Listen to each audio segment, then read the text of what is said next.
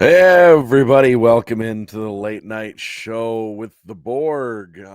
He is on his way back and working from the state championship games for high school today. So I will be talking to you myself solo, going through the buffet of misery a little bit here with us. And after today.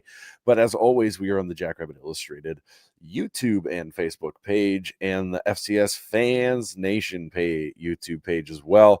As always, Jackrabbit Illustrated is brought to you by our title sponsor, Kubota Dealers of South Dakota, with 9 locations across the great state of South Dakota. There is always a Kubota dealer near you to get yourself into some great orange equipment today.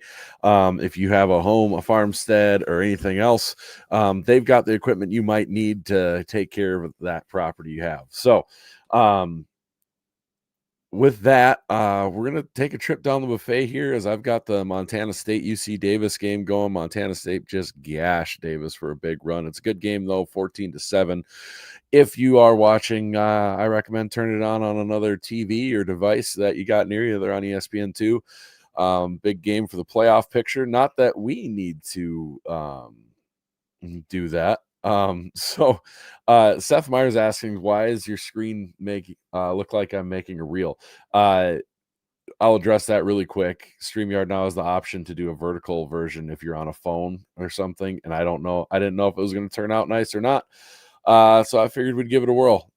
Why not after a game like this? Let's try some new things and see what happens. So let us know if you don't like it. I think it does say you're on mobile, Seth, so that's probably why it's throwing that out there. But Garrett Meyer kicking us off with what a great time to be alive. Witness SDSU football history, the most catastrophic 5 minutes of football that's ever been played. I can't disagree with you. Normally I'm Mr. Positive on this thing. I try to be that way. I make an effort to be that way. That start to that game was horrific. It just was. There's no sugarcoating it, just mistake after mistake after mistake. The muffed kick, the muffed punt, Pelham, who's been incredible all year, not only muffs the snap, but then tries to get the ball and gets hurt. So now you're on your kicker. And being your punter, so you're already kind of behind it there, and you're down 28-0 immediately, 35-0 after not long after that, before the team wakes up. And then they did fight. They showed fight after that. I think that's the positive part.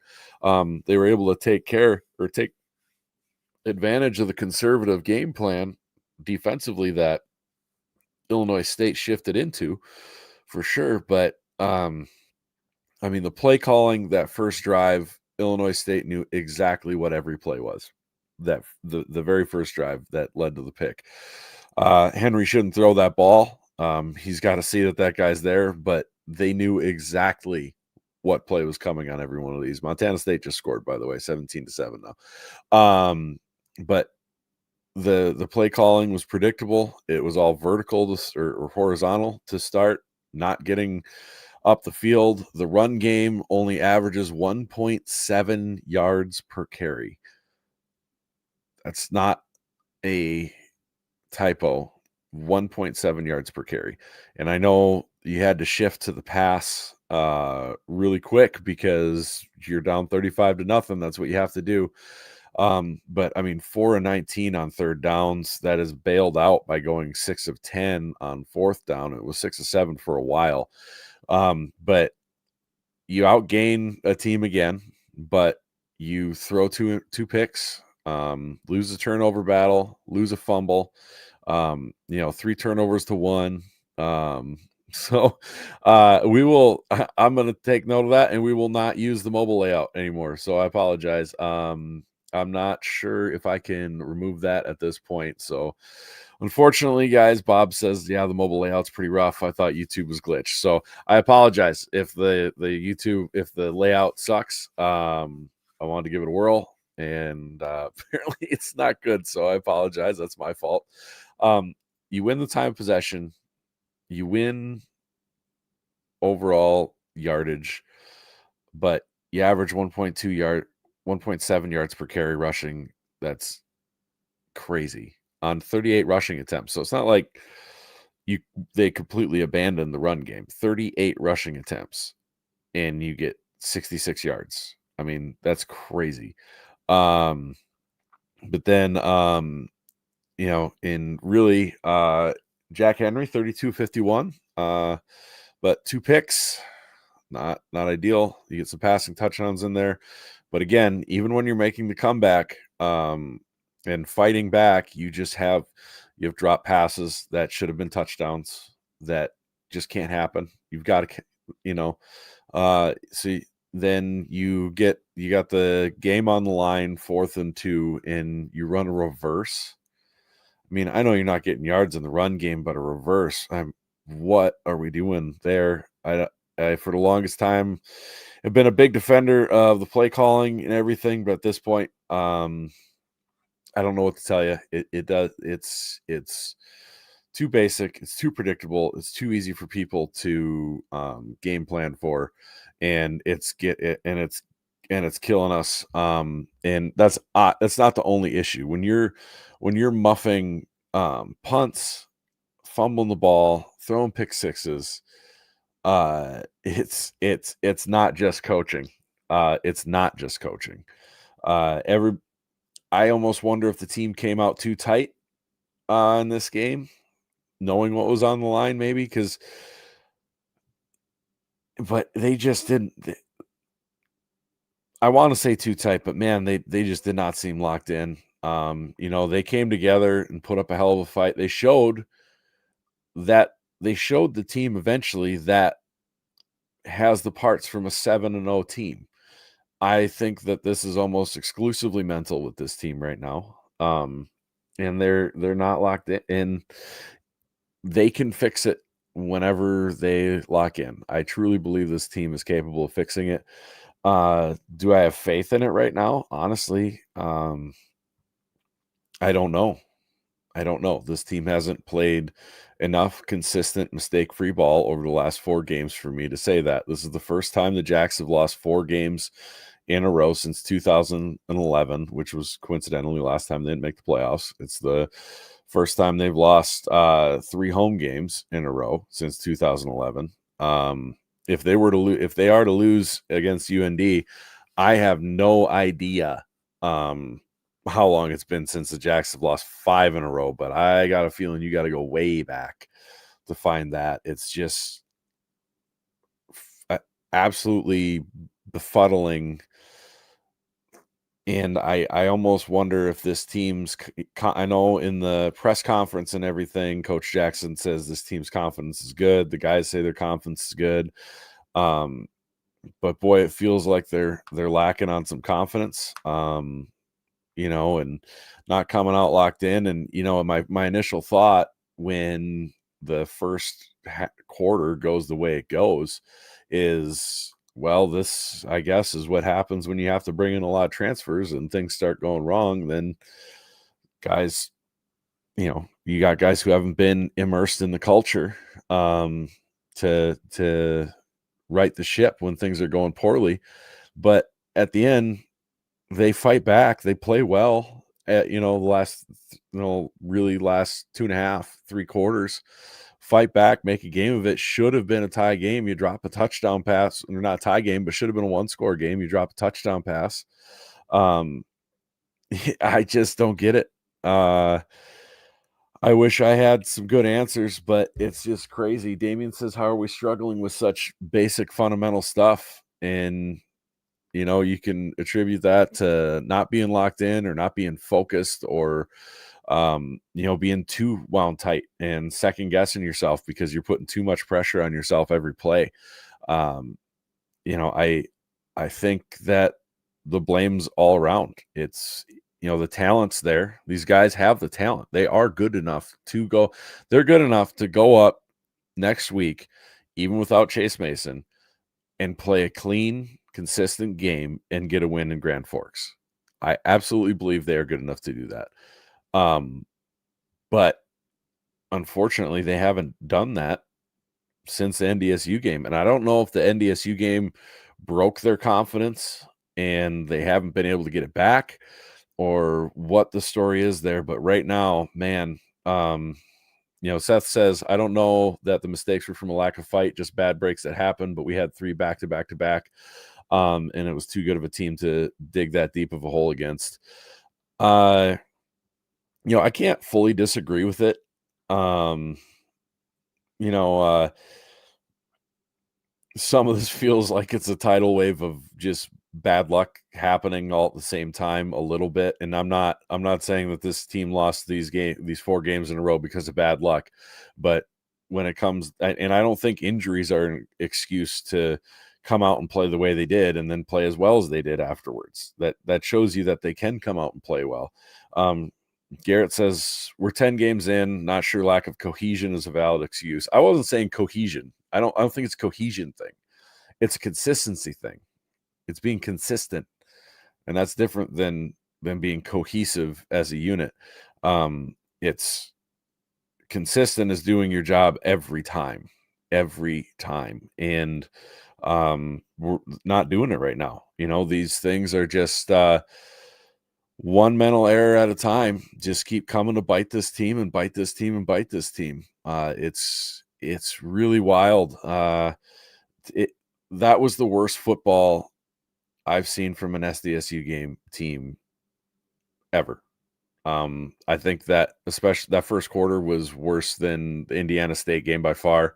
And it's just wild to have that happen with a team that was that started the season 7-0. Like, they didn't suddenly all forget how to play football. And yeah, we've had some injuries, and yes, it was been a tough stretch, but this is crazy. This is beyond that, and I don't know how to make sense of it fully. And I think that's the coaching staff's dilemma. And, I certainly think at this point, play calling factors into it a little bit as well. There are things where, like in the secondary, struggling to cover guys in the, that I think that's a little bit just who we are there. You need to get more pressure on from there, from the defensive line or something to try to give those guys some help. But I mean, that first touchdown that they threw, he faked a little bit inside, and our D-back is just standing in cement, it looks like, as he's wide open on a little out route for the touchdown. It happened right in front of us. It was kind of startling. There were certainly some calls that, maybe all of us don't agree with or whatever, but refs had nothing to do with losing this game like this. That's for sure. Seth Meyer says Pelham had a similar bad break against MSU, but it was the only one in that game, and we could overcome it. Yeah. I don't think fumbling a pooch kick like that is a bad break. I think that's a mental error. You got to make that catch. I mean, you can't do that. You can't give that away. That's why teams do that. That's their goal. But a good team doesn't do that when they're playing well. That doesn't happen whatsoever. Seth says the last 2 games we played 110 of 120 minutes evenly against 2 playoff teams, with a freshman quarterback making his first 2 starts. The results don't show it, but I think we responded well to the Indiana State debacle.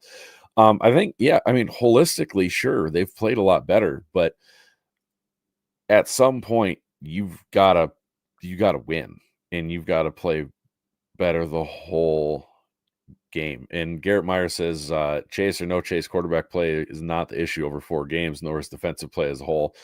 Yeah, I don't think you can put this on the defense. I think Matt went through it in our group chat that we have, but the start of the game, it goes let's see, pick 6, special teams mess up, and then a nice drive by Illinois State. The first drive for Illinois State is 100% on the defense, but then I don't think the defense should be catching a lot of heat. Certainly not Brian Bergstrom. Offensively, I don't know. Garrett says chase or no chase, quarterback's not the issue over 4 games, nor is the defensive play as a whole. I don't think when you come out and play like that, I don't care who's quarterback. And Zach, the Borg, he had a tweet about it, how it doesn't matter what quarterback you have out there when you come out and start a game like that and go down 35-0. I will say, in the moment, it I don't like when we boo our own team. I don't think that should be a thing. And I think it's something we gotta. It's unfortunate that happened, especially on senior day. And I said on Twitter, I don't have a lot of defense to it, and or way to push back, and I don't. I just think as a fan base, I do think we don't need to be doing that. I think the team knows plenty well how they weren't playing, and kudos to them for not even it didn't even come up in the press conferences, and they took their. I will say this: they take full accountability, especially Dan Jackson as a whole takes accountability on this, and going forward in the future, I have all the faith in the world that, and we'll get into that, probably after next show, what the next season looks like and everything, but I have full faith in the world that Dan Jackson will get the ship righted and everything like that. And when it comes to him and his tenure, I think this is definitely a mulligan year. However, we're not there yet. It's still this season, and I think when it comes to this season, you've got to have some guys step up. You've got to have guys make the plays in the big moments, and it's not happening right now. Football games and close games with ranked teams come down to 1 to 5 plays a game and who makes the plays. And right now the Jacks are not the ones making those plays. Seth Meyer says, yeah, bad break probably isn't the right choice of word, but those kind of mistakes do happen and can be over time come if they're a one-off. Pelham's punt against MSU, Muff punt against Sac State, etc. Yes, but Dan Jackson, I think, put it best. You can overcome those things when you've got that much better talent than the other guys that you're facing. It's a lot easier to overcome that. And right now with the injuries, you can't just say that the margin of error is a lot thinner right now with the amount of young guys thrust into roles that they haven't developed for yet. They haven't quite gotten to that point yet to be able to do that. And it's a killer. You make those mistakes, and I mean, if you make one less of those mistakes at the start of the game, all of a sudden it's 28-21, and that was a drop pass to tie the game. And how much different does it go from there? How much pressure does Illinois State put on themselves if you get it if it's within a touchdown towards the end of the game? I don't know.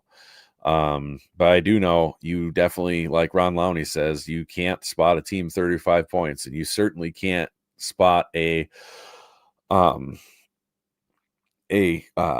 Spack coach team 35 points ever. You can never, ever, ever do that. That's for sure. But I'm going to take a quick break here and mention one of our late night shows sponsors, Dreamers Do Travels. Dreamers Do Travels with Amy Dix. They'll get you set up with any sort of vacation or travel plans you may want to make. They can take a lot of that work off of your plate and take care of the stress of finding where to go, how to travel, what to do, and take care of that for you and get you set up with a sweet vacation, get you a bunch of great discounts you would never know where to look or find or have to hunt for hours and hours on end. They already know where that stuff is. They've got the expertise to save you a ton of money and get you a great trip. So go and contact Amy Dix at Dreamers Do Travels. You can just Google Dreamers Do Travels, Amy Dix, and it will show right up in your Google search. Get yourself set up for a Disney vacation, a cruise, all-inclusive resorts, anything along those lines. Amy Dix and Dreamers Do Travels will get you hooked up. And, maybe you want to surprise your wife or partner with a trip they've always wanted to go on. Amy Dix will help you set that up and make it a dream come true vacation for you to get set up on and take them on a trip. Why not do it? So, Dreamers Do Travels, we're very thankful for them being a sponsor, and Amy Dix, we really appreciate that.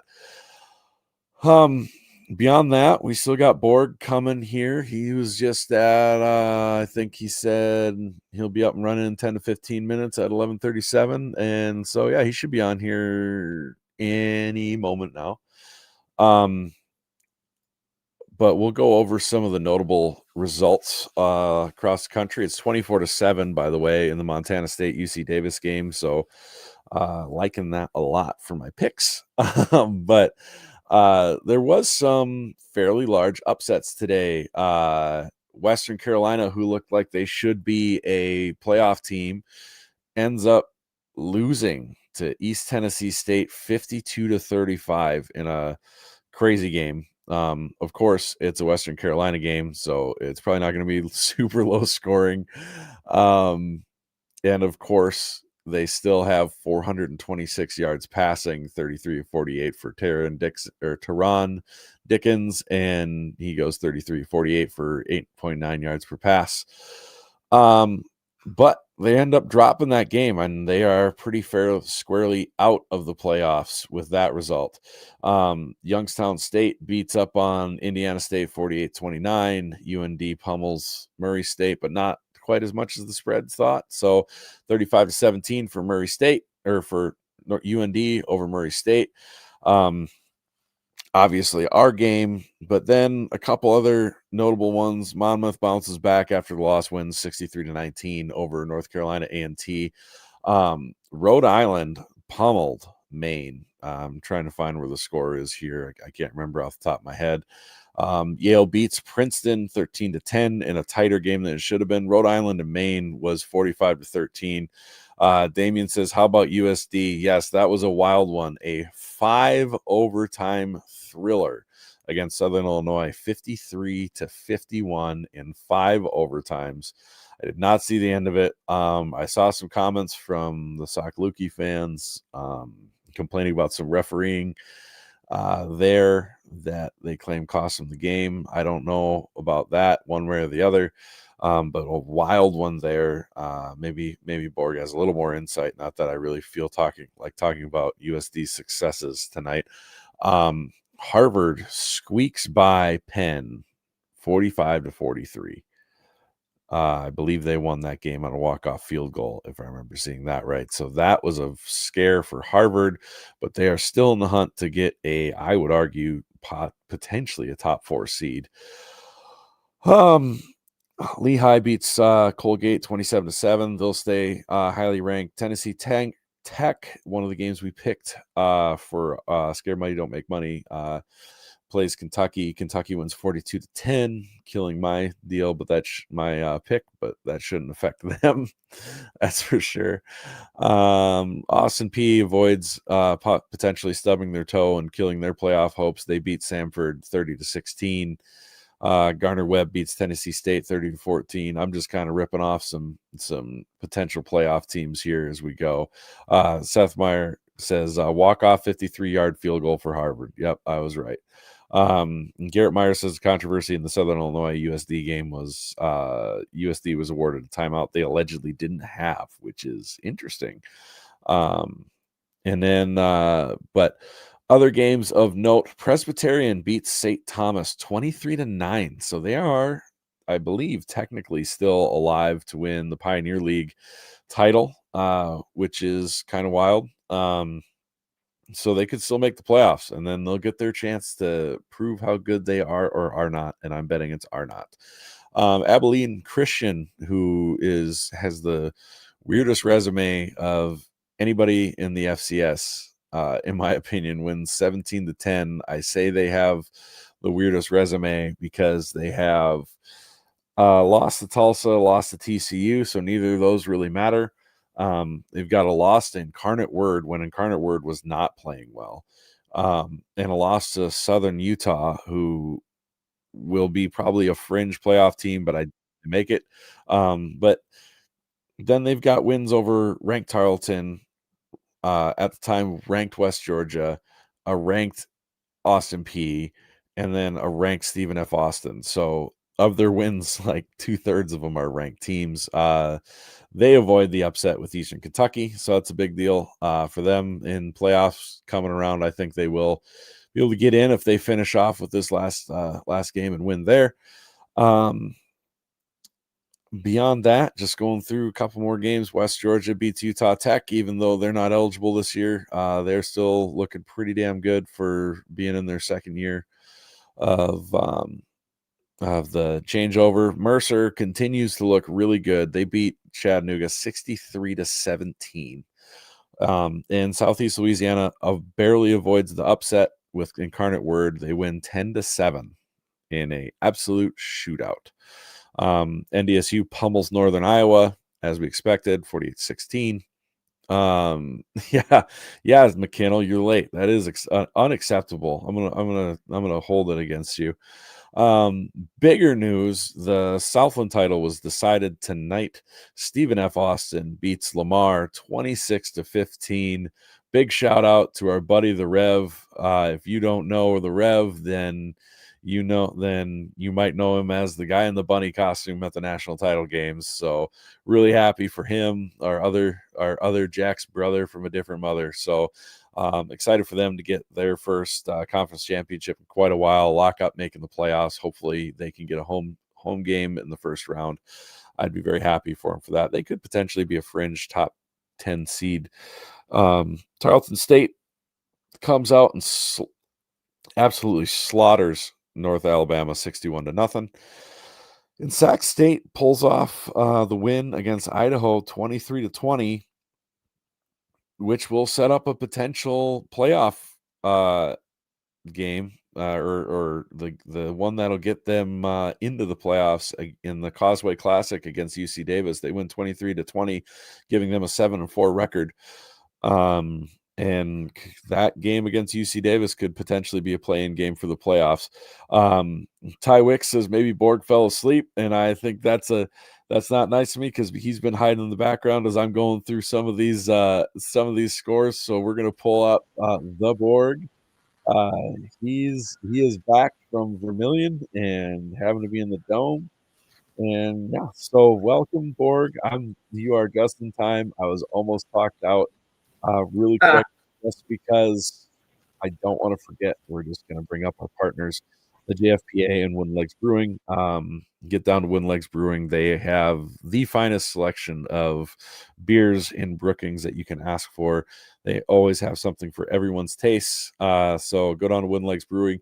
We have our weekly segment with Chad reviewing quickly one of their beers every B team show. So yeah, be sure to tune in and he'll talk about another one and maybe you'll find one that you're really interested in. So beyond that, Borg, it's been a miserable, awful, terrible, no good day. Nobody's happy. But I'm sure you have more sunshine and rainbows for us here today. Well, it was a nice fall day. I mean, weather was like in the 50s, wasn't it? I mean, Yeah. Well, it was weird. I will say one thing. I called you today. I don't know if you saw my missed call. I forgot about the that was state okay. championships. Yeah, that was me, and I was gonna see if you were tailgating, and because I forgot about that. Should have known it was gonna be a weird day from the start. Yeah, As we're tailgating, we get an alert about an active shooter, which was put out as an abundance of caution because there was a terrible tragedy out on the bypass where 71-year-old man apparently attempted to take his own life on the side of the road on the bypass. And from our tailgate, we see the cops and the ambulance go. We don't know what happened. We just know that happened. And then all of a sudden you've got an active shooter alert, but you're sitting there looking at that and kind of the ambulance is gone and it's just a cop car with the van waiting for it to get picked up. And you're going, I think we're fine. And you got cops driving by and nobody's saying be on the lookout for anything. They're just driving by and waving. It's like, I think this is just a delay in the system, and that goes away. So it was a super weird start to the game. And yeah. then I read a McShane little gets bit about. ejected immediately and it was downhill from there. Yeah, probably the second straight SDSU home game. I'm rather happy I was at the Dakota Dome instead. because obviously the last time they were home, was the Indiana State game, and I was at the Dome for the UND USC game. So, Right. But like I said, I think I said when they were down 21, I'm like, guys, maybe it's just time. If you're not at the game, maybe it's just time to go take a nice walk on a fall day. Don't worry about life. Don't worry about football. Just get outside and enjoy the fall day. Because, that went, But, I told you and I said, we have a duty to people here to show up because Lord knows it took the football team about a quarter to show up, apparently. I guess in all seriousness, all you can do is kind of have some gallows humor at this point after a game like that. Because I guess the one serious note I'll say is that more than likely was the final home game of the season. I mean, I guess in some way, if they do win at UND next week, they could get a higher. The thing is, if they do get to the playoffs, you want them playing at home because they've been a better road team. Even when they were healthy, right? What was the most impressive home game they had this year? And Sac State, I guess. And even in that game, they got sacked 8 times. Mercyhurst probably the most. Yeah, but even impressive. But yeah, I mean, but obviously you're talking Mercyhurst. I mean, it's Mercyhurst, right? I mean, it probably the best game they probably had was Sac State, and Sac State still is kind of a fringe playoff team. I mean, if Sac State beats Davis next week, they probably would get in. But I mean, even even in that game, they got sacked 8 times and left a number of points on the board. So but their best performances have been on the road. You go to obviously the Montana State win, but now that Youngstown win looks a lot better. And even last week, they played infinitely better in Vermilion in a hostile environment than they have in their last 3 home games. So, I mean, I'd say that's I said that online. I'd say that's a silver lining because Lord knows I know people are looking for some right now as they go up to, UND, a place where historically they have, imagine Sac State getting in and I had a Sac State fan going back and forth with me who's still drinking the Kool-Aid about how they're going to be this FBS program or whatever, but I mean, it's just, it's hard to kind of put into words other than the fact it was basically, I mean, I think you'd have to commend them. They kept fighting and they obviously had a chance. And again, obviously, for those who don't know, again, I was at the, I think I took my pass off to my state champ. I was obviously at state football and we had the 11A game at noon and then the 11 AAA game just wrapped up here at like a little bit ago, and I was doing a lot of work for Forum and Sioux Falls Live and Midwest, and a lot of that's online, by the way, now, so go check that out. I'll probably send out some links during the show. But, it's one of those things where they get off this horrible start, and they did keep fighting back, so obviously I think that's an encouraging thing, and they, as I rather, again, the gallows humor in me said, well, to my wife, I'm like, well, at least they won 21-0 after they got down 35-0. But it should have been more with drop touchdowns. I mean, yeah, and well, the part that I really was able to key in on after that 11A game ended was they were down 35-21, and they had a ball where Bullock was it's either Bullock or Bullock. I don't know how they pronounce it now, but he was open in the end zone and it just went through his hands, and they would have been within 7 with the entire fourth quarter to go. And you felt like at that point, man, Illinois State was just teetering on the edge. And if he hauls that touchdown in and it's a 7-point game with the entire fourth quarter left, man, and I've also got, by the way, I've got the Montana State UC Davis game on above me, which is what I'm looking up at every now and then. So it did, so I mean, I think Matt Zimmer put that in his column. It was an admirable comeback attempt considering how badly that thing started. But, I mean, what do you say? I don't want to seem like I'm coming off too harsh or, not, but, I have to be a little critical. And it's like that first quarter,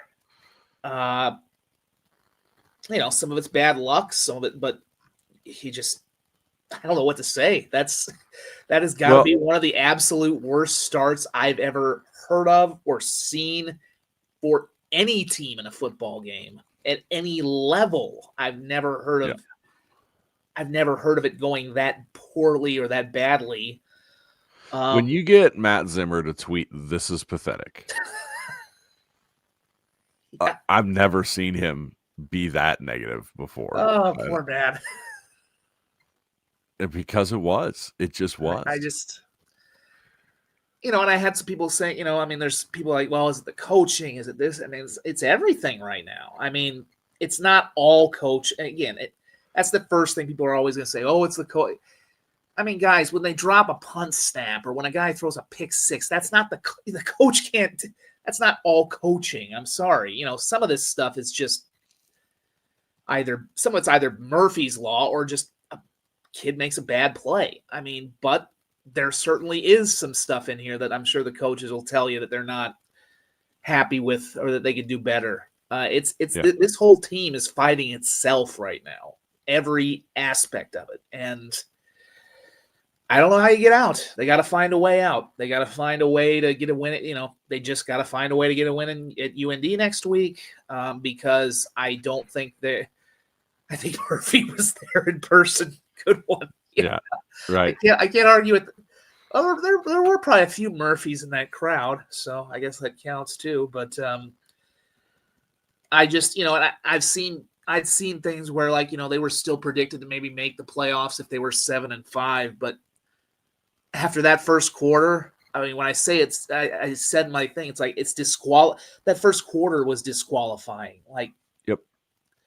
How does the committee, even if they were to lose a close game at UND, and UND's now fighting for its playoff life too.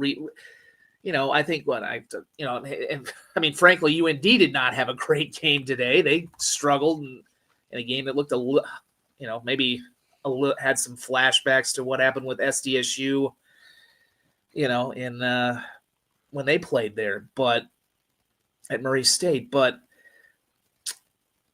UND's probably fighting for its playoff life right now. But even if you have a close loss in Grand Forks, how does the committee look? It's more than just the resume. It's how you're playing. They have to take into account how a team is playing going into the tournament. And while, you can say that, well, we had two really good close losses against a good UND team and what has been a very good USC team at the end. I mean, that first quarter, the Indiana State game. I mean, those are like the warts. I mean, those are you just can't avoid them. So I don't, in other years, if they'd gone 7-5 and been spaced it out, maybe they could have made the playoffs with their resume, but not on a 5-game losing streak and not the way it's happening now. It's just, it's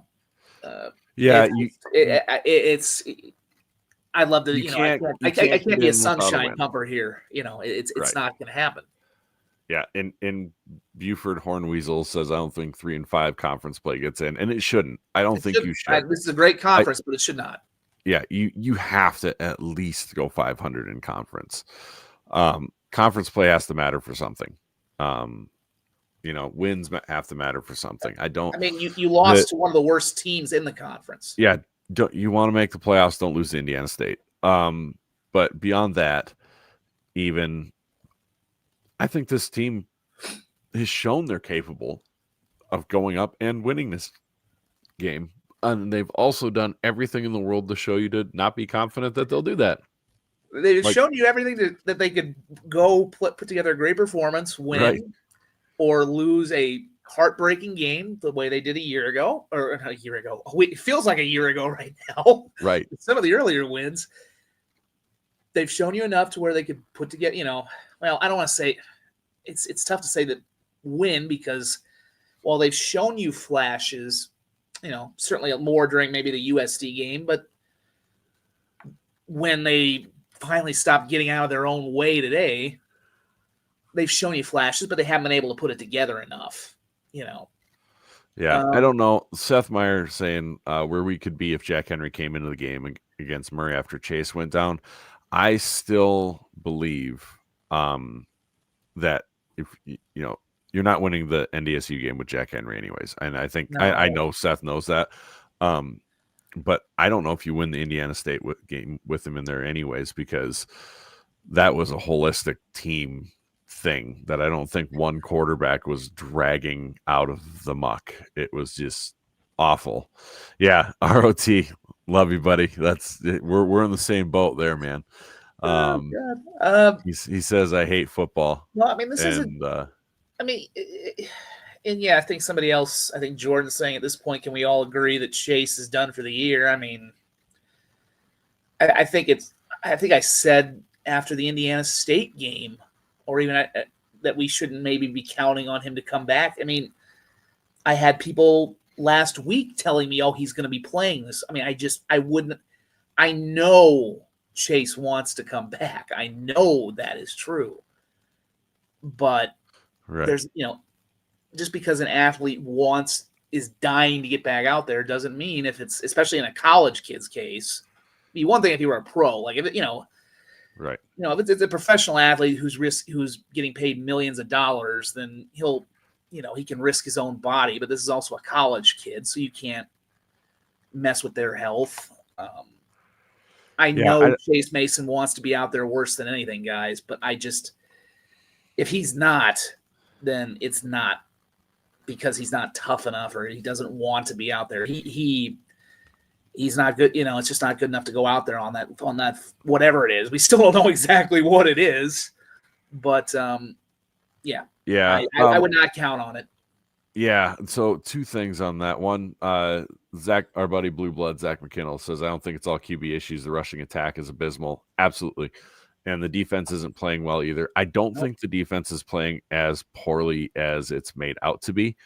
If you just look at today, first drive, I went over this a little earlier, but first drive, absolutely on the defense. Then it's special team screw up, pick 6, special team screw up, and short drive. And that's so I'd say, no, are they playing great? No, I don't think they're playing poorly either. But all that to say, if I'm the committee and personally as an SDSU fan, and for all SDSU fans, unless they come out and say Chase Mason is starting, don't believe that Chase Mason's starting until we see it. And if I'm the committee, I don't trust if SDSU, for the people out there who would like to argue that, well, we haven't had Chase Mason, give us a break. We should be able to get in because of Chase Mason, and he'll be back for the playoffs. If SDSU tells the committee that Chase Mason's back for the playoffs, I still don't care. That shouldn't get them in. They really shouldn't. I mean, look, what did you just hit on one thing? And you're right. I think I was kind of harsh on the defense earlier today. They're not playing as well as they were at the start. As a whole, they're not. But again, I would argue the injuries on the defensive side to Van Tol, to Kirschman's injury at the Montana State game is one that has kind of flown under because we forgot. It's been so long now. That one was a killer injury. Now, I think their pass rush has been non-existent, unfortunately. So that's where I think the defense has kind of fallen apart. And, I think their defensive line, I've heard people say they're kind of relying on, just the same 3 guys. It seems like Jace Cyfor has had a couple of nice games back to back. So they're starting to see some other guys. So yeah, they're not rotating through, but they're not having. It's not the same level of rotation that you're right. It's not the same level of rotation they had. So I think those guys are wearing down a little more because they're having to rely on the same core guys. But that's it's a depth issue with some of the injuries, and then frankly with guys who might have Bryce Hawthorne, who's at Iowa. I mean, he would have been an absolute stud to have still had. Now they probably wouldn't have kept him anyway. We're week 10. But I'm just saying this is. I mean, there's issues. You've got issues with injuries and depth, and there's guys who are just not yet ready, right, to make the kind of impact. So they're just not in that same position they've been in the past, where they could effectively rotate the lines the way, hopefully now if that continues into next season where they're still not able to effectively, then I would be more worried. But again, I don't want to say you give them a full mulligan, but again, with what the staff had to deal with in terms of the turnover, people hitting the portal, just this year, I think it's a little more understandable that they're dealing with some depth issues in places. But if that continues for another year, then you start to worry a little more. But yeah, I just the pass rush has not been there. It wasn't there last week against USD, especially when you have a quarterback in Bauman who can't run. Rittenhouse can run a little bit, but last week that should have been a game. I think they got 2 sacks on him last week, but in the crunch time when they needed to get to him, they couldn't really do it. So I think it's that's kind of the thing. It's just, but the one thing I was going to make a point of, we've been talking, to the point of like, well, it's not just Chase. Have we not been down the road with the special teams all year that this is going to be something that's got to get the field goal better? unit like we thought it was going to be, though. Yeah, it's not the field goal. It was a field goal unit, and now it's kick returns, and it's kick returns. It's the punter dropping the snaps. It's an incredible punter. I would argue the best punter in the country. No, he's fine when he can. He's fine when he can catch the snap. What was that? God, was that similar to the? Obviously he had the other one where the touchdown at Montana State where it was kind of like he just totally whiffed on it.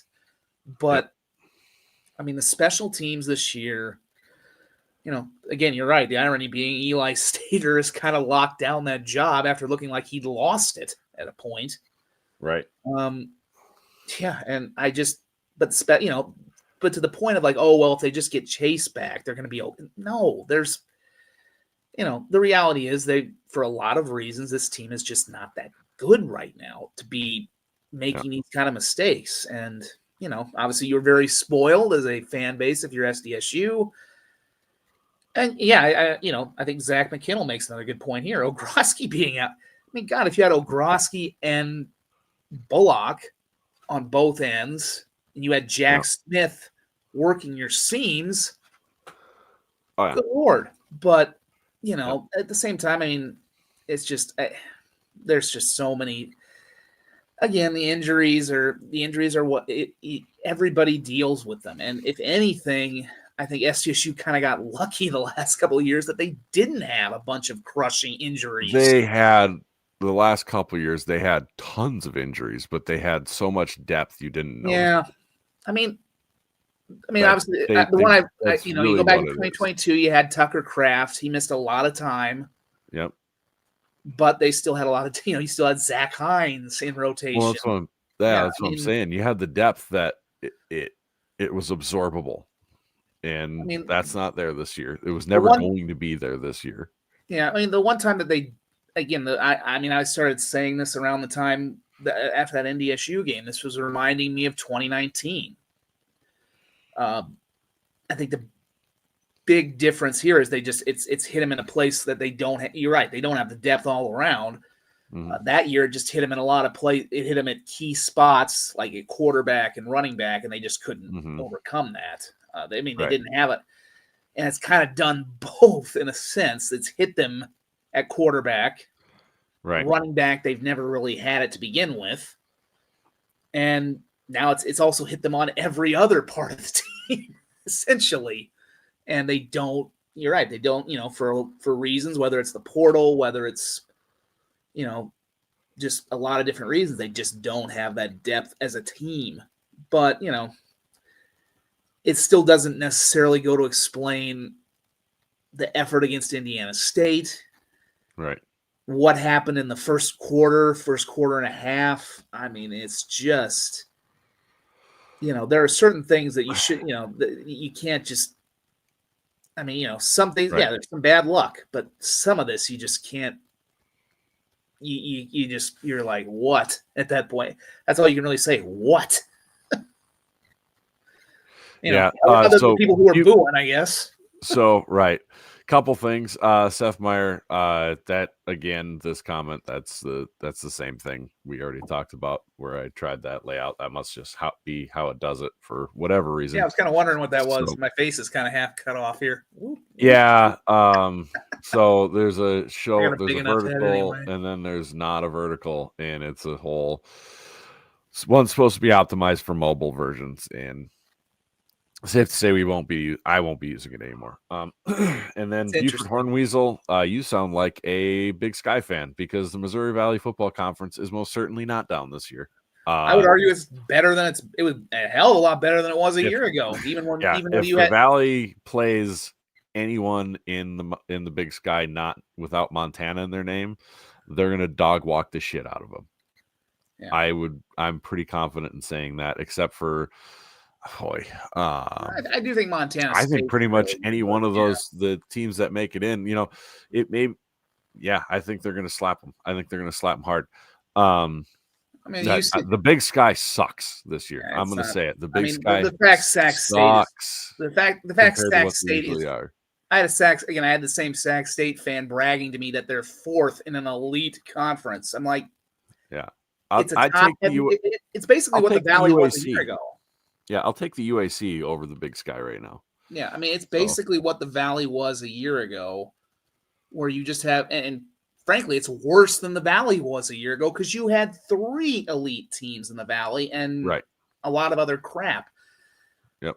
We're really not sure if there's one elite team right now in the Big Sky. Is it Montana? Is it Montana State? I think Montana State looks like it. They are absolutely laying the wood. They just scored another touchdown. It's about to be 31-10. Even for them, 30 brother got 2 picks tonight. Now one of them was. Even for them, 30-10 over Davis isn't the biggest whooping, but Davis is a good team. They've been Davis they're a little banged up this year, but top 10 some places. Well, I think they had some injuries they dealt with too that kind of took them down a notch, but. It's obviously going to come down to the Brawl of the Wild next week to decide who wins that. But Zach McKinnell saying hot take of the night. Youngstown State really might make a run to the semifinals if they get a good draw. The offense is humming right now. I can't disagree with you. Get them on the opposite side of NDSU, and well, I mean, honestly, yeah. They gave NDSU's defense, Bo Brungard gave NDSU's defense all sorts of fits. I think he's given everybody fits. I think he's a nightmare for anybody he plays. That includes your Bob Kittens, Ron. He is a nightmare for anybody to face up against. And if I absolutely don't see any reason they can't go on a run if they get a decently favorable draw. Shades of 2016. Right. Yeah. Bringing him back. That'd be great. I really like Doug Phillips at Media Day. He was great to meet up with. Really, really wish the best for him. That'll be fantastic if we're able to get him. If he's able to do that, I'll be excited for him. That'd be very cool. It's definitely not. The Big Sky is just, like I said, the fact Sac State is fourth. When they haven't beaten anybody and they haven't even played Montana State is just, like I said, the Valley a year ago was down, but it had 3 elite teams that you knew, maybe with the exception of USD because they hadn't been that far yet, but otherwise you pretty well knew those 3 teams were going to be in the semifinals, and they all were. Right. I think only one of them is guaranteed. I can still see if I'm guessing we could see a scenario where we get a 2 and a 3 with Montana and Montana State, and they line it up so you can see them in a semifinal. Well, if they do it there's a real world where that's just what their resumes justify. That same as SDSU and NDSU last year. Quickly before we get into too much playoff prognostication.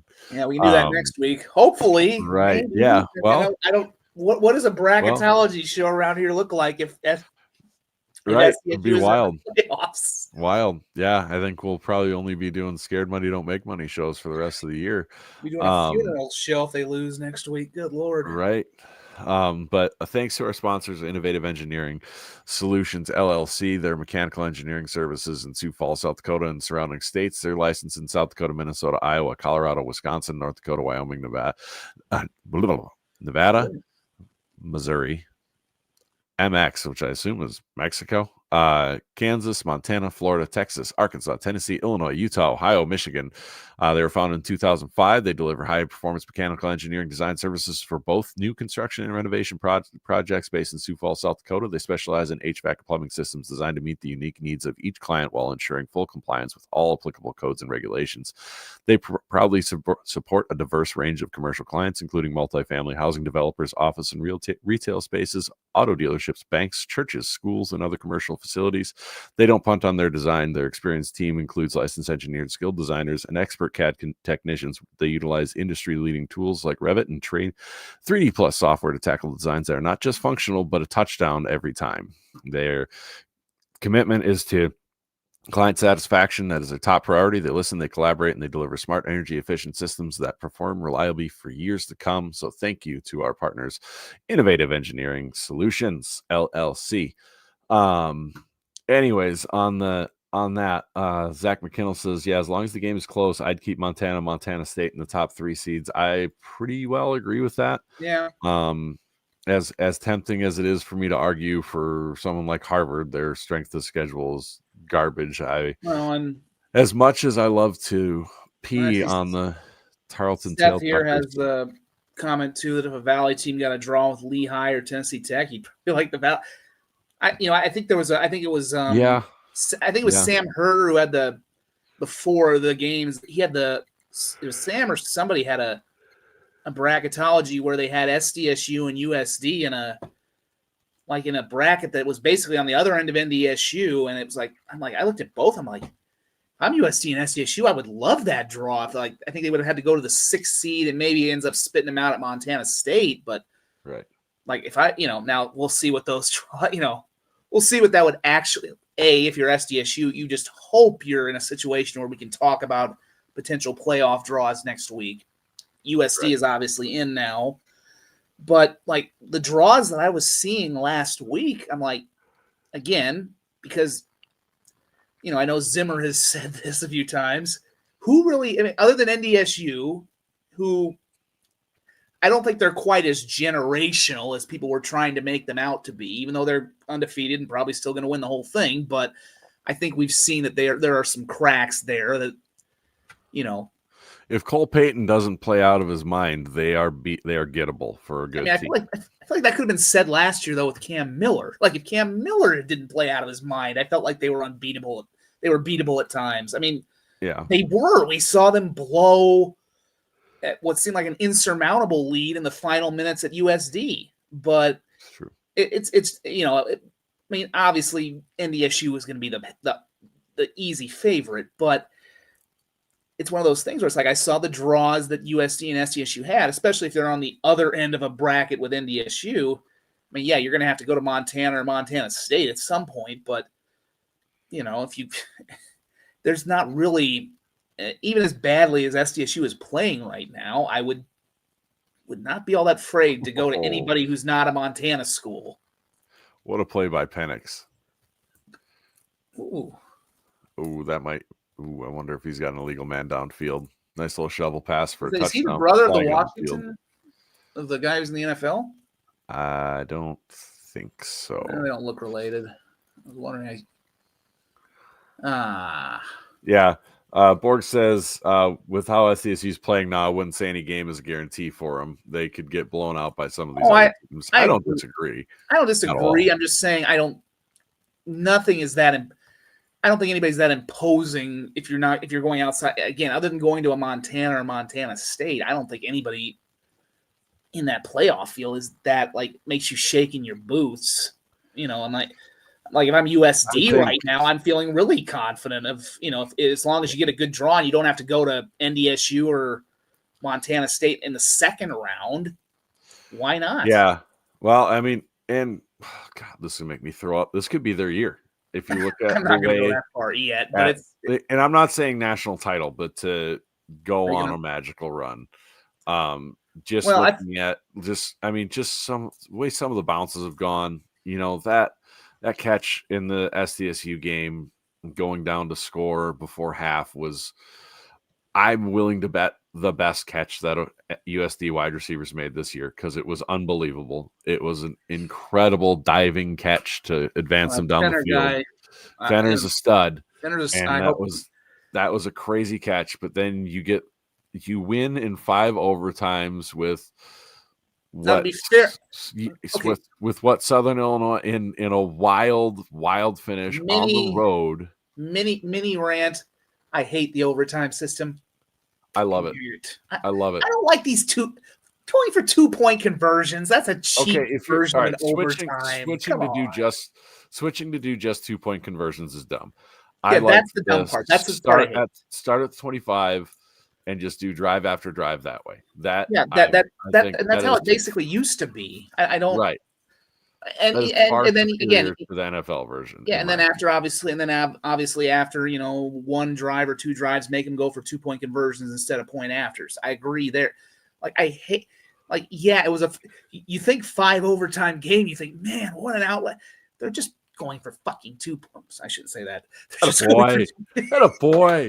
Yes. They're not showing my logo, my company logo right over there. They're just going for 2-point conversions in the 3rd overtime. It's so cheap and cheesy and stupid. I hate.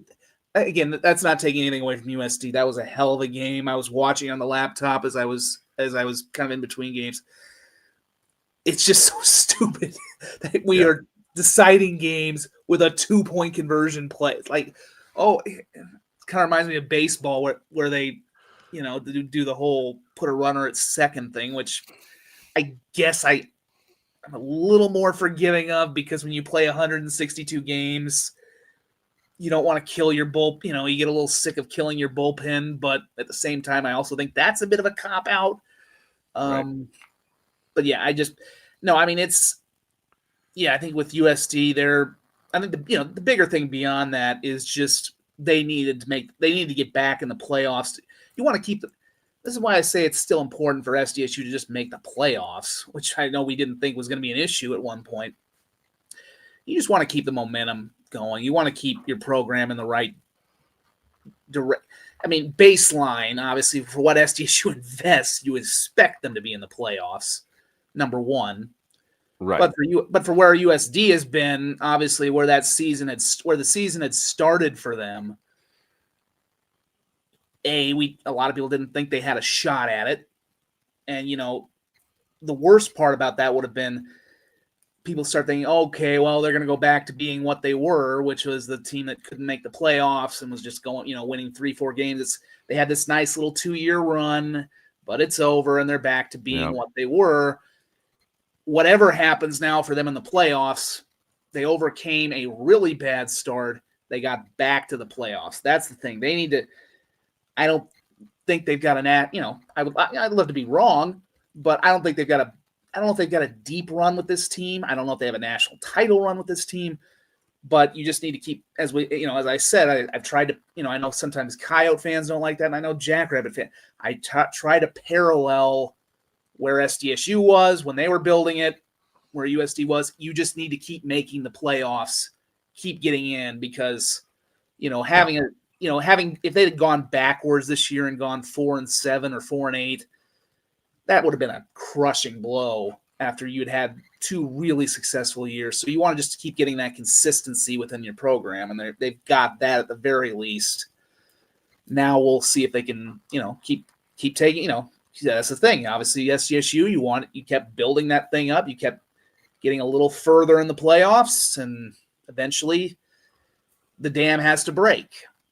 I don't think it's going to be this year for USD, but it was just important for them to just get back in the playoffs. And Lamar is still not a great team, but it's not as bad. It's not Indiana State. Let's just leave it at that. Right.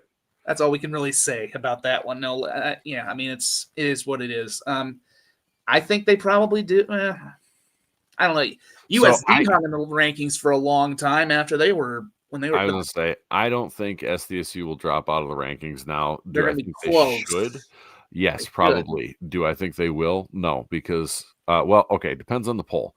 Redshirt sports, probably. That poll is all people who pay attention, and in general, the number of people who do slot vote or do crazy things is small compared to the stats.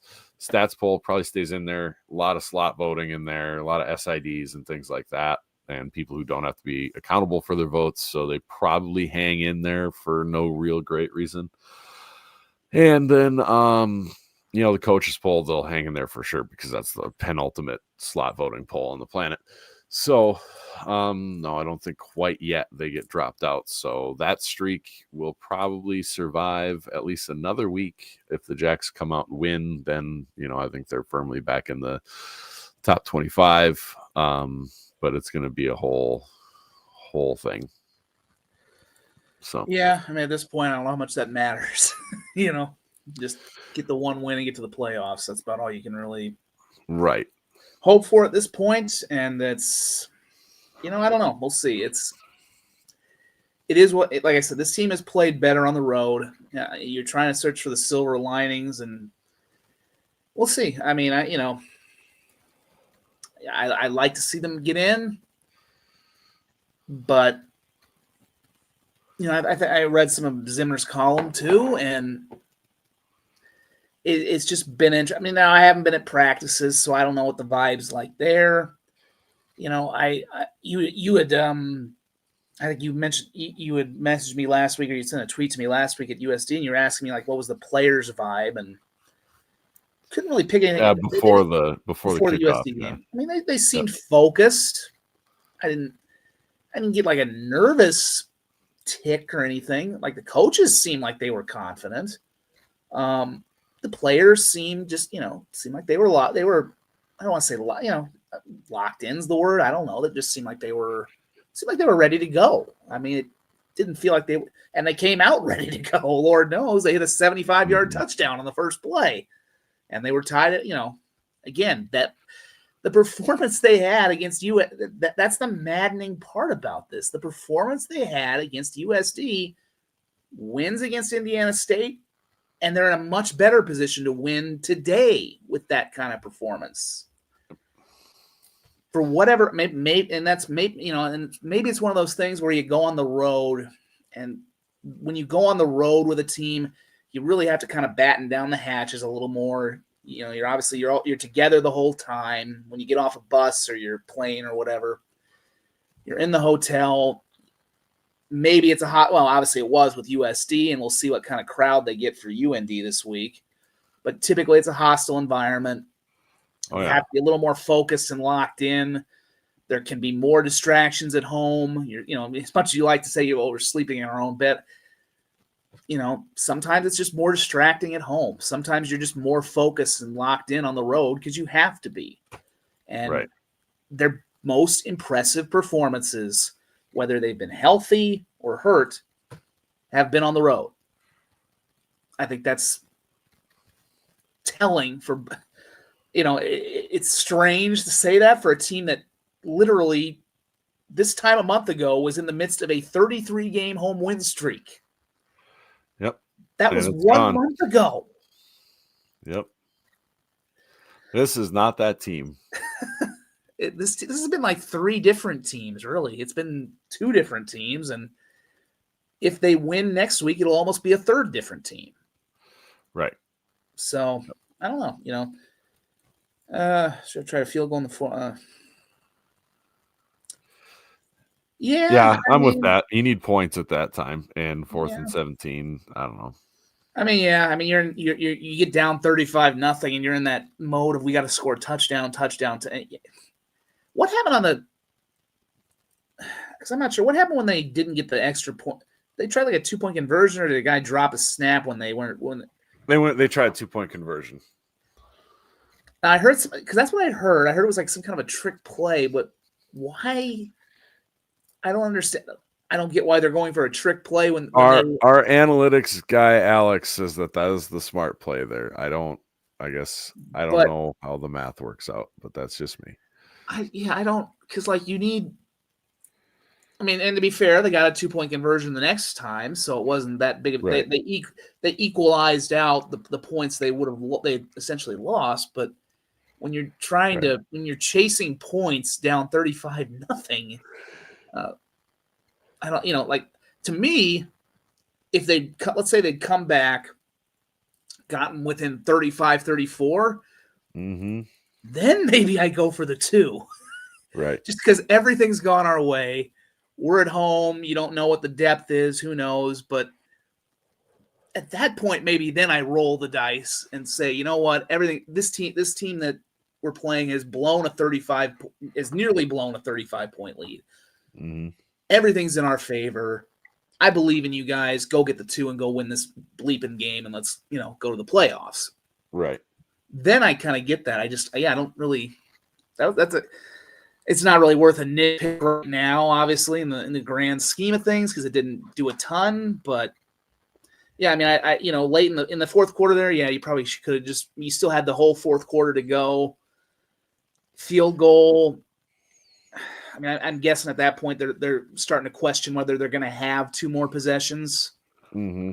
You get the touchdown. Yeah, then you probably have you probably do have 2 more possessions to get 7 points. Oh, another touchdown, Montana State. Yeah, I mean, I will give Davis credit. They kind of hung. They've been hanging within 2 scores, but obviously it's. Yeah. I'm talking about how tough it is to go into Bozeman and win, and this team, Right. or a version of this team from SDSU, went into Bozeman and won this year. On the Gold Rush game, no less. On the Gold Rush game. I better not keep my head in my hands too long, or I might fall asleep. I know, right? That's funny. And I'm like, and I maintain this point. People don't believe this. I'm like, I'm not a full-on fan here. I'm media guy / analyst. I'm kind of pulling for the local teams because if this doesn't prove to people that I don't enjoy that I enjoy, it's a better story for those of us in the media when the local teams are winning than when they're losing. I don't know what will. Right. I don't exactly enjoy talking about a team that's lost 4 in a row and may go out on a 5-game losing streak, and especially when they're college kids. Now I understand. Yep. I understand why Jackrabbit fans probably enjoyed watching the Coyotes, get mulched in the early part of the season. It's a rivalry. But, I don't necessarily enjoy watching the local teams struggle, but I enjoy watching them pick themselves back up and succeed. So, yeah, it's not quite, like I said, we're not quite fans of the media, but it's a better story when they're winning. It's tougher to watch a team that's losing for a lot of reasons, and it's as rough as it was for and there were some rough times a decade ago when I first got here. They weren't quite ready yet. There were some. It's been a long time since they've had a 4-game losing streak. I don't know. It's not while I was here in 14 years. Yeah, I mean, I don't know. And 5-game losing streak would be even longer. And I don't even want to. I can't. Don't want to think about it yet. I have no idea, but long time. Yeah, but let's try and keep it positive. I know those guys are still fighting, and they're and again, you also have to let's keep some perspective too. They're college kids. I have to keep that perspective. I don't want to get too harsh on people, but you have to be a little critical and analytical at times, and this is just and this is the standard they've set. They set a I kind of hate to quote the previous guy because I know Jimmy is an interesting figure these days, but the statement is the standard. I don't think. Yeah, he's the one to bring up after about injuries and depth problems. Yeah, I get that, but either way, when you raise the bar and you win the national title 2 years in a row the way they did, there's no going back. There's no going back in terms of like the expectations. going forward holistically will not be something that will be accepted by the fan base. No, and Um, I think there should be some grace. We've been saying this year. There should be some grace because of what has happened, but there also I will say there has to be a measured bit of like, okay, where is the line between grace and this is not yeah, I acceptable. think it's tough to swallow because I think in Jackrabbits fans' mind, making the playoffs is the bare minimum. You're getting grace doing that, and to be honest, anything less is considered fairly unacceptable. The line was probably Indiana State. Yeah, If we're and being realistic. you lose if you lose that streak of 13 years straight in the playoffs, and you've already lost the 33 game home win streak thing, which is, you can understand that with I mean, you lost to a great playing NDSU team. There's nothing NDSU, were wrong with that. And you but were the then backup quarterback. I mean, I don't but think then anybody. this, and then you potentially lose the top 25 ranking streak and potentially lose the playoff streak will be difficult to swallow. But I agree, there needs to be grace given to the staff for sure, because they haven't really gotten a full year. They didn't really get a Yeah. real full year to put their team together.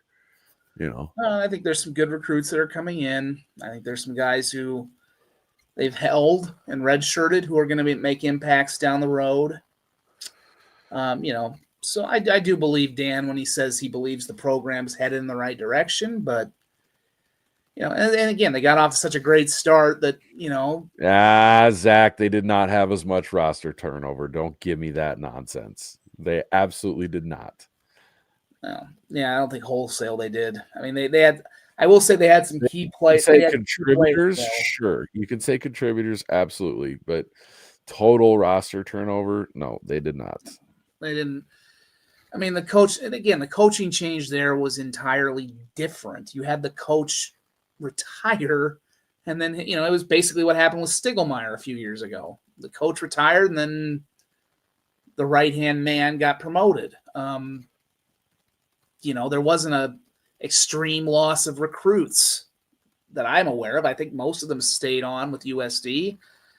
And their O-line took, but yeah, that was the big difference between the two coaching changes. Is the portal was a bigger thing with this between recruits and players alone to Washington State alone, SDSU lost 30 guys. But I mean, the other thing too that's should be mentioned as well 30 is that guys. It's not that SDSU and USD haven't gotten some good portal players back as well. It's like I think that's probably the bigger thing. It's like it isn't just that the guys who were the starters that left. I mean, that's the one that everybody kind of gets hung up on with the guys who went to Washington State or the guys who left. It's not just the guys who were starting. Some of those guys, especially those guys who were 5th or 6th year seniors, they were probably going to leave anyway. It's all the recruits and the depth pieces who left and followed. That hurt them more. And having to fill that in, that is what is the difference to me. I mean, for me, USD lost more of their starting cast and a lot of the guys, and I think that was a tougher adjustment for them at the start, but they still had some more depth behind it.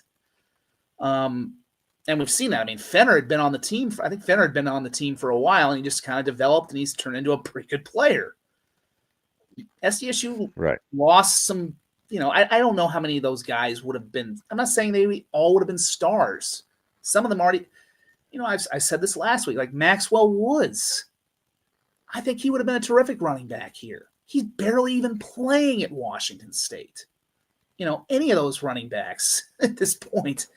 I'm not saying any of those guys would have been stars, but their depth, it's just that's what hurt more with Washington State is it's the guys who you probably hadn't heard of, as opposed to Tucker Large and Durant and those guys, because some of them were probably going to leave anyway. Even if Jimmy had stayed, they might have wanted to go.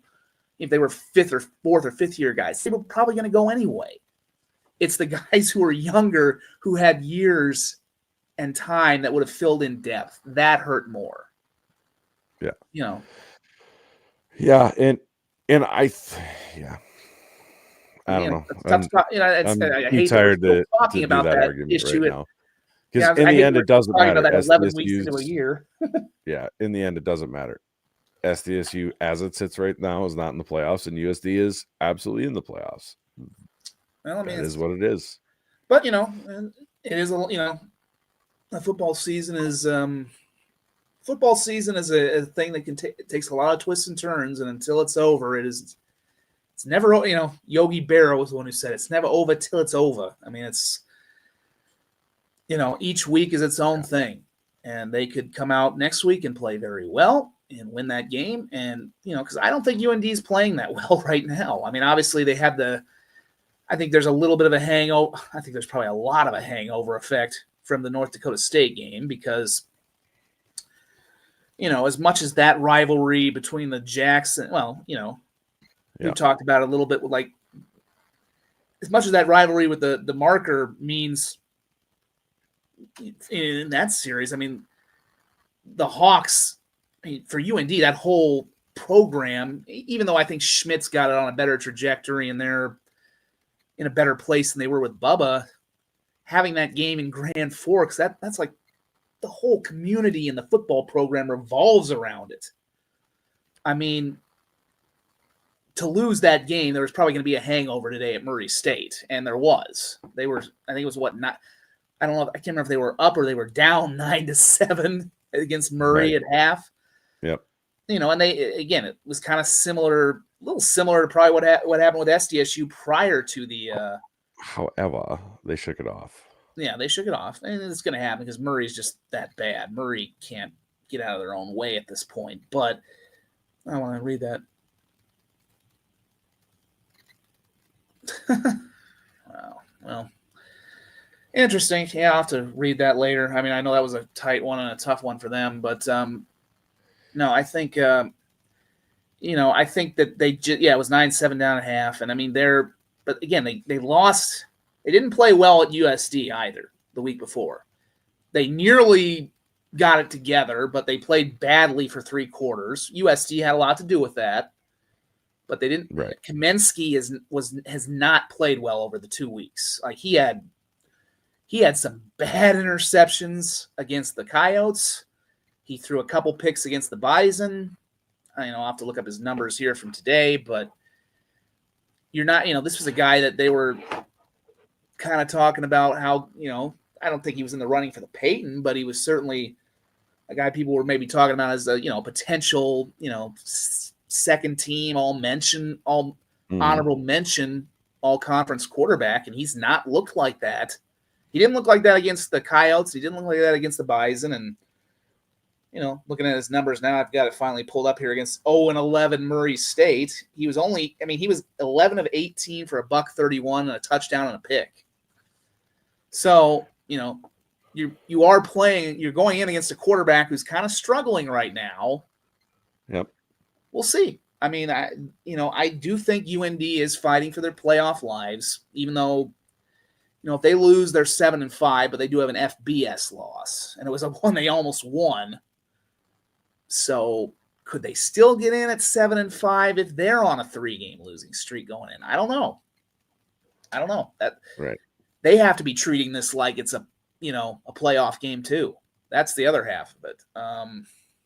It'll be interesting. I think I think the big thing is that I think SDSU is still pretty good against the run defensively, and they've got Sawyer Seidel, who's kind of he was when I did watch them in person, he was the one that impressed me the most. Like that's a dude at running back. Right. And he ran for 96 today.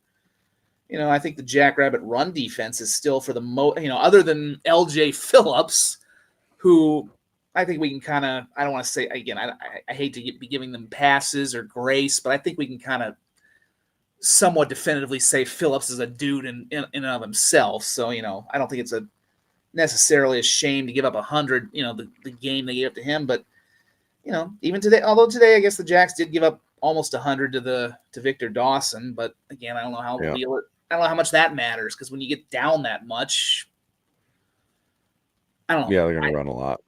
Yeah, I mean, as weird as it is, I agree with some other people. I don't think the defense played that badly. They just, after that first drive, they just were, they were behind the 8 ball. They were buried from the start. Yeah. So, anyways, I think I'm about Yeah, you've been at this for about yeah. 30 minutes longer than me. So, so been at it for about an hour and a half now. Thank you everybody for joining us tonight. Appreciate it. We hope we provided some therapy for you. Yeah, I didn't fall asleep. Yeah, right. Yay. We have at least one more of these to go. Hopefully more. Another one or two. We will find out as the day goes on, or as the week goes on here. But still one more shot to turn this around and make it a season. So with that, go big, go blue, go Jacks. And we appreciate everybody who hangs out there with us, subscribes, likes, and listens. We appreciate each and every one of you. Have a great night, folks. Yep. Peace.